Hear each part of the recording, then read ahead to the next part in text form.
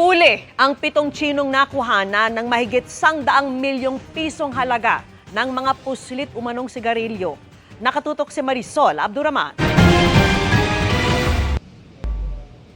Mahigit 1,400 kahon ng umani-smuggled na sigarilyo ang nasabat ng CIDG sa A. Bonifacio Street, Quezon City. Ang halaga, mahigit 129 million pesos. The operation was based on verified intelligence regarding transport. Arestado ang 7 Chinese national. Next level of the big fish.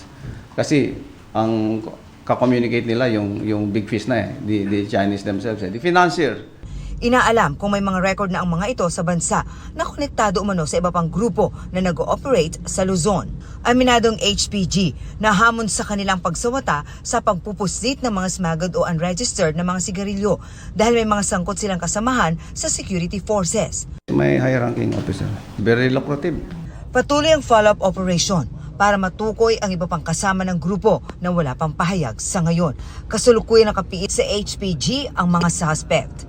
Para sa GMA Integrated News, Marisol Abduraman, nakatuto 24 oras.